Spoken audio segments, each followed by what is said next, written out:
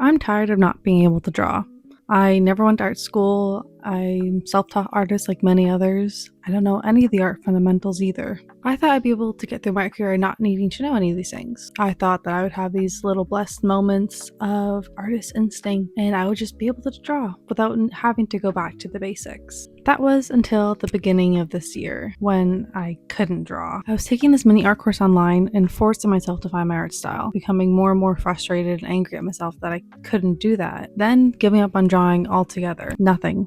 Not a single thing. I couldn't draw anymore. Not a single new and exciting idea. I had nothing. I said I couldn't draw, and I really just accepted my fate. Until I said screw that. I want to be able to draw, and I want to get better at drawing. So I'm going to teach myself and start from square one again, going back to the basics and the art fundamentals. Hi everyone, my name is Sam Bell, and welcome to my artist diaries. These artist diaries are going to be me documenting my process of becoming better art. I've been wanting to improve my art skills for a long time now, and at first I thought I could do this with quick little Pinterest tutorials or a couple tips I saw on Instagram, but I realized that just wasn't cutting it anymore. And in my opinion, it's done by a lot of time and effort, by putting in the skills to want to learn how to get better art, and that starts with the art fundamentals, in my opinion anyways. So I'm going back to the basics with drawing countless cubes, spheres, cylinders, you name it, all the lines in the world. So let's get started. Part 1. Lines, cubes, spheres, and cylinders seem pretty easy to draw. I thought this would be easy, honestly, just by itself. It's what everything's drawn of. Either they're carved or shaped down to something else, but all the basic drawings come from these kind of shapes and techniques. So I jumped straight into 1 point perspective, thinking I could already draw these things, and I was humbled very quickly. I realized I couldn't draw a cube to save my life, and I hadn't drawn one in years. Literally years. I think the last time I drew one was in grade 3. So I went all the way back to grade 3 and started drawing cubes again. At first, my cubes looked wonky. There's no 90-degree angles, there's no straight lines, but I kept going. I wanted to be able to draw a cube confidently. I wanted to be able to draw the basics of drawing. Even if they looked bad, I just kept drawing them because I knew that they were going to be important one day when I want to start drawing figures again, or if I want to start learning anatomy. Drawing cubes and spheres and cylinders are going to be kind of the basics of those points. My goal really was to be able to look at things and be able to see the cubes and cylinders and spheres and lines that make up those things. I want to be able to draw what I see easily and kind of draw from imagination. How do these blocks stack up on top of each other, and how are they going to look in a final piece? And I'm still practicing them. They're kind of like my warm-up now in a way. They become really comfortable and familiar. Even as I've been doing worksheets, they become a lot more second nature, and I've gotten a lot better. And then finally, after about a week of trying just cubes, cylinders, spheres, and circles, and lots... I shouldn't pick my nose while I'm talking. And once I felt I got a good grasp on all these shapes and lines, I moved on to 1 point perspective, which once again was fun. Part 2, 1 point perspective. Now, when I think about perspective, this is usually what I think about. I think about those two straight lines converging into 1 point and massive buildings lining them. I think we all did that in grade 4 or 5, I'm pretty sure. And I thought it would be easy. One horizon line, one vanishing point. My shapes can't look that terrible, right? I was wrong. I have been humbled so much during this experience, but I had no idea I couldn't draw 1 point perspective, which objectively should be the easiest perspective, right? At this stage, my rectangles still looked wonky, still no straight lines, but I was still practicing. At first, I was just going to be drawing the square and then making the lines converge into that one vanishing point. And I did this over and over again on my sketchbook, on my iPad. I wanted to make sure I got the idea of what it was to draw in perspective. First, I was using a ruler to converge all the 4 points of the square into that one vanishing point, and then I moved on just trying to eye it. Kind of like in part 1 with the lines and everything, I wanted to be able to kind of guess where it's going to go. I didn't want to have to be perfectly accurate every time. I wanted to be able to kind of guide myself and use my eye to coordinate where the vanishing point would go. And really from there, I just kept practicing more and more. I think I've always hoped that I could just do this on the spot and I could master it in a day or master it in a couple hours. But these things, you have to keep going at them. They're not a one-time thing. They're not, let me do it once and I know it forever. You got to keep up with them if you want to be able to master them in a way. And I'm still doing that even as I was making practice sheets or my warm-up still. I'm just doing the 1 point, 2 point, all the perspective still. And once I felt I got a handle on 1 point perspective, I then moved on to 2 point and 3 point perspective. Part 3, 2 and 3 point perspective. 2 and 3 point perspective are really just an addition to 1 point perspective. You still have the base horizon line, and then you have 2 vanishing points on said horizon line. Although, for 3 point perspective, your third vanishing point is going to go underneath or above the horizon line. And at first, 2 point perspective was tricky for me. Whenever I was drawing my cubes too close or too far from a vanishing point, it looked like a pyramid. They were not cubes by any means. And then I went back to my videos and I started watching them over again, and then I realized that it's easiest to draw the edge of the cube first, and then make your lines to each vanishing point, and then you kind of get the hang of it. Though the limitation with 2 point perspective is if you draw them too close to the vanishing point, they are going to look wonky. They're not going to look realistic. That's just the kind of quirk of a 2 point perspective. And then 3 point perspective wasn't too difficult. I feel like once you kind of done 1 point and 2 point perspective, kind of get the hang of it a little bit better. It was just weird in a way to not line corners on my square to the vanishing point. It's kind of the bottom angles or the top angles of the square or cube, I guess. They're going to converge to that vanishing point. Not necessarily the points really, but the kind of the sides of the cube. They're going to try and meet more of that third vanishing point versus corners. And I really did proceed with 3 point perspective how I did with 2 point perspective. I was drawing the edges first and then moving on to drawing my lines with the ruler at first, and then I got better at eyeing it the more I went on. And I didn't mind 2 or 3 point perspective. I was definitely, this is kind of about like week 2 at this point I've been doing this. I was definitely getting bored. I think after doing 1 point perspective so much, all the lines, I was kind of over it. I was kind of done with vanishing points and horizon lines. I know I can't be if I'm drawing perspective, but I think doing the exercises, I was definitely getting a little bit bored at this point. But don't worry, that brings us to part 4 of curvilinear perspective. Part 4, curvilinear perspective. This was a fun one, and I have honestly never seen it before. It's so fun being an artist and learning so many new things at this point, but I had no idea what curvilinear perspective was. Curvilinear perspective, also known as fisheye lens, is this really cool, big, like blown out look to your drawings, kind of like a bubble lens. You can make the center of the circle very blown out with a lot more bigger squares, which shows a lot more curves, or you can have a little bit more muted where the ends or the edges of the circle will be the more curved bits. So you can really have fun with it, and I am excited to try this more once I get farther into the series of learning the art fundamentals to apply this a bit more with my drawings. Just doing cubes. This whole thing's really just cubes, if I'm being honest. I can confidently say I can draw cubes now. I probably will go back a bit more and do a bit more cylinders. I didn't cover that one as much. And when I was practicing this one, I think I did it mainly on my iPad, just because I could have printed out a template online or drawn myself one, but honestly I just googled curvilinear perspective grid and I just used that. Yeah, either way, I think this one was fun too and a lot easier because I'm just kind of following the lines on the grid and then just all putting them to one vanishing point. I had not tried it with 1, 2, or 3 point perspective. I just kind of stuck with one vanishing point for this one. But then this brings me next to my favorite perspective I tried, the isometric grid.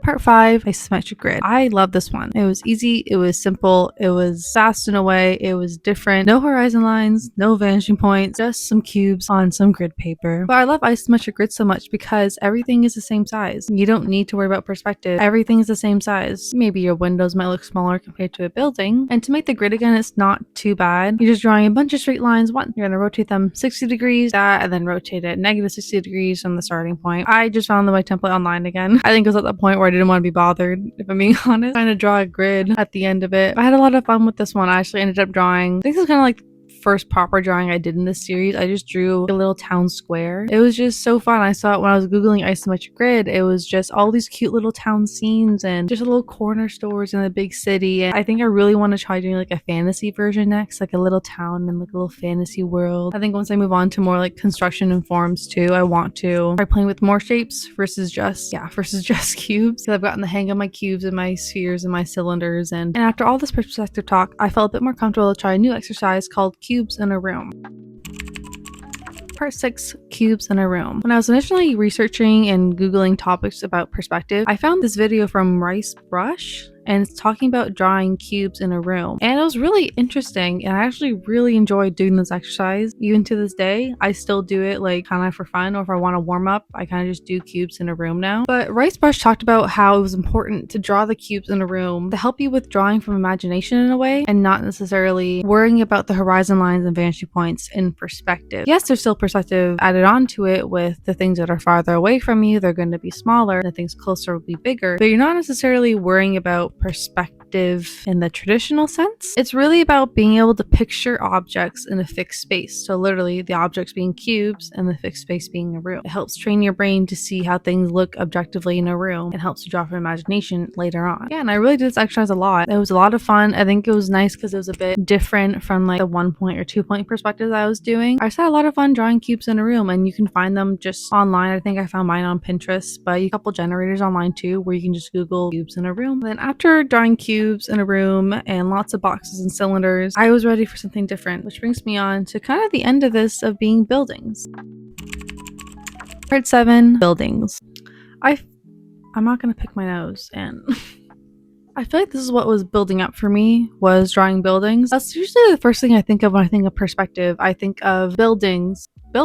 I think it's also because my Nana draws buildings and she's incredible at it. And I've always wanted to be able to kind of draw like that, or to just draw where I grew up in a way. Like I want to be able to draw my house or like my room. I'm going on a tangent. Anywho, this isn't the end goal for perspective necessarily for me. I think it was the end goal in this chapter was to be able to confidently draw buildings. And I think that's what I did. The name of this game is not to overwhelm myself with all this new knowledge and skills. I love all this knowledge and skills. I love being able to research and share this information. I just know for a fact if I overwhelm myself, I don't want to do it. Like if it's not too much in a way, but if it's not right for me, I'm not gonna love it. So I went simple. I chose a little cottage like on a hillside, literally just rectangles, just a bunch of cubes and rectangles still, but it was kind of fun adding in perspective with a bunch of little details too and making sure that it looks good. And you also notice in this series that I'm not using color. That's gonna be, I think that's like 4 or 5 that I worry about color theory. Once again, never learned that. So I'm just using values and just using a grayscale value. And I really wanted to focus a lot more on my line work. Like I want to be able to stress more and to be a lot more confident in my line skills. So I think a lot in this series, it's just going to be grayscale. It's not going to be super colorful. But that's what I did for this first building. I tried my hand at a bit more grayscale and I saw how I like to render it out. And then for the second one, I kind of just jumped in crazy. I found this super cute like little cottage in like a little forest setting with a lot of detail. And this one definitely took me a hot minute to do, but I loved it. I felt so confident while drawing it, and I felt like I knew what I was doing in a way, and it felt good just to draw like a building and love the outcome of it too. And it was just fun, honestly. It was fun, like just drawing straight lines and then erasing them to make them look cute while having my show on. I don't know, I just really enjoyed drawing the buildings. And then I did one more. I did a third one. Once again, I think it was like a little church that I took from Pinterest again. It was a bit more fun. It was like a little tower on it, and then I really, once again, just did the line work. I was trying to figure out how that would work with grayscale and making the stones pop out a bit more on the building. And I think I really like that one, how that one looked too. It was very similar perspective to the first one, but I really did have a lot of fun with it. And it was kind of just an easy going. It was just fun. I had fun, everyone, if you couldn't tell. Part 8, final thoughts. So that's perspective, to me at least. I know I didn't nearly cover half of the topics of perspective or even half of the perspectives out there. Once again, I said earlier, I'm not trying to overwhelm myself. I'm not trying to dive into the deep end to master perspective. I know one day I will. I know one day I'll get great at perspective. That just wasn't the goal for this series. And I can happily say I have definitely improved. I can draw boxes and cylinders more. I can look at a building and start to point together the perspective of it. Have I mastered it? No. But I'm very happy with my outcome. And in a way, it kind of gives me hope to keep doing this. It kind of sounds silly to say, but I feel like if I can do perspective, then I can do construction of form or anatomy or light and color theory. But this definitely gave me hope to keep going. And I know the perspective chapter is not over for me. I know I'll be coming back more and more to either brush up on my knowledge again or to keep practicing, or if I need it for a drawing one day. And if you're also interested in learning perspective as well, I've actually added a worksheet for everyone to do. It compiled all the notes that I took and all the research that I did about perspective with some exercises thrown in as well. And it's also going to be a Google Doc sheet of all the videos that I watched as well. So I want to give credit to the people that I learned from, and there's so many great videos out there that can also help you in your artist journey. Definitely start with the worksheet that I have provided in the link description. I think the main takeaways for me in this kind of perspective chapter would definitely be drawing lines, boxes, cubes, cylinders, spheres, circles, all of them. I think that was the biggest thing for me, of just drawing the basics, and not necessarily to be good at it, but just to draw them. It helps with your hand-eye coordination and your line control as well. journal, I think definitely draw all your boxes in circles. People say it all the time online, but do it to waste paper. Now hear me out. I don't like wasting paper either. But get a sketchbook from the dollar store, and that your junk journal in a way. That's your bad journal. That's your practice journal. I have one right there. That's my journal where I'm not trying to be good. I'm just trying to warm up, or I'm trying to practice. Have a crappy journal. It can be pieces of paper too. Just use that to practice. I think drawing boxes was the main thing for me, and to not overwhelm myself, and to have the mindset of I want this to be fun and I want to get better. Probably wouldn't have finished this if I didn't have that mindset of I just want to improve my art skills. I think it comes from a really great place of just wanting to get better in a way. I've included all my notes and research in the description below, followed by some videos that I recommend watching. And I hope you guys follow me along with my artist diaries. I have a lot of fun making these videos and editing them and everything. And definitely for the art fundamentals, I think there's going to be a couple more videos, a lot more videos on it, but me improving my art skills. So I really hope you guys follow along my artist diaries, and I hope I see you next time. Bye. Yay. That went so much better.